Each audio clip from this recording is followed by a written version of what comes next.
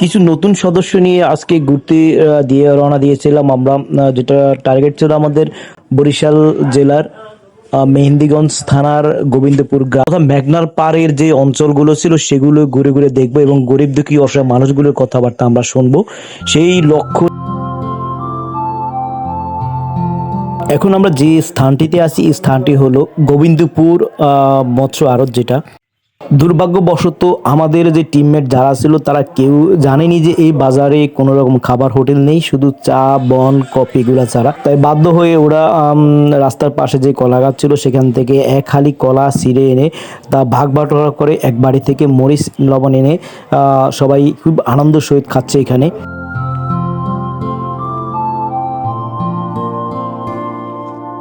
গোবিন্দপুর বাজারে থাকা অবস্থায় আমাদের মসজিদে জুম্মার নামাজ আদান হলে আমরা জুম্মার নামাজ পড়ার জন্য গোবিন্দপুর জামে মসজিদ, যেটা আমরা সেই মসজিদে এসে প্রবেশ করি এবং মসজিদটা আমার কাছে একটু ব্যতিক্রম মনে হচ্ছে। যে অন্যান্য মসজিদগুলোর মতো রাস্তা থেকে কিছুটা ভিতরে বিশাল বড় একটি উঠোন, তার পাশে লাগোয়া একটি মাদ্রাসা, এ পাশে পানির যে টিউবওয়েল উজুখানাগুলো সুন্দরভাবে মানে টিনের দিয়ে ছোট ছোট ঘর করে যেগুলো রাখা।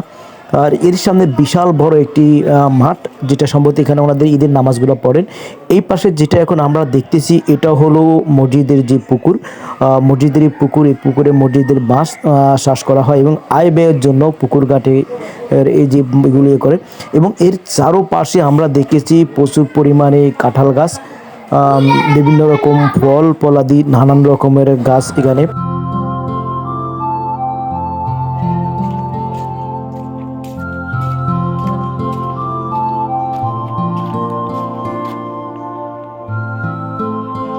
একবারে প্রাকৃতিক যে পরিবেশ, সেই পরিবেশে মসজিদটা একবারে কোলাহল মুক্ত, গ্রামের চারপাশে সুন্দর পশু পাখির যে আওয়াজ, পাখির কিচিরমিচির, প্রাকৃতিক পরিবেশ বলতে মসজিদটার যেটা আপনার উঠোন, চারপাশের গাছপালা, মাঝখানে বিশাল বড় উঠোন, দুই পাশে এক পাশে লাগোয়া মসজিদের যে মাদ্রাসা, অন্য পাশে উজুখানার ইয়েগুলো। সত্যি মসজিদটা যদি আপনি নিজে সচক্ষে না দেখেন তাহলে বিশ্বাস করার মতো না। আমরা মসজিদ নামাজ পড়েছি, নামাজ পড়ে মসজিদ থেকে দেখি যে বিশাল পরিমাণ অনেক পরিমাণ মানুষ এই মসজিদে জমায়েত হয়।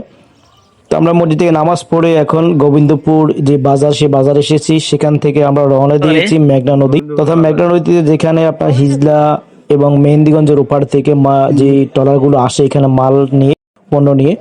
এই যে পণ্যগুলো এখান থেকে খালাস করে ওরা নিয়ে যাবেন গোবিন্দপুর বাজারে কিংবা কানিবগাছরের যে বাজারগুলো সেদিকে।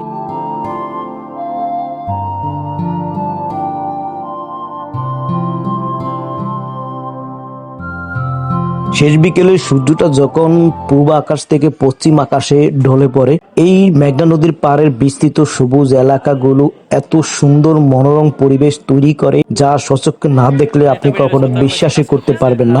ভালোবাসা রইল ইনশাআল্লাহ, সাথে থাকুন, আমাদের সহযোগিতা করুন, সাপোর্ট করুন, একটু একটু করে আপনাদের ভালোবাসা দিয়ে আমাদের এই পেজটিকে পরিপূর্ণ করুন, সেই প্রার্থনা দোয়া কামনা করছি আপনাদের কাছে।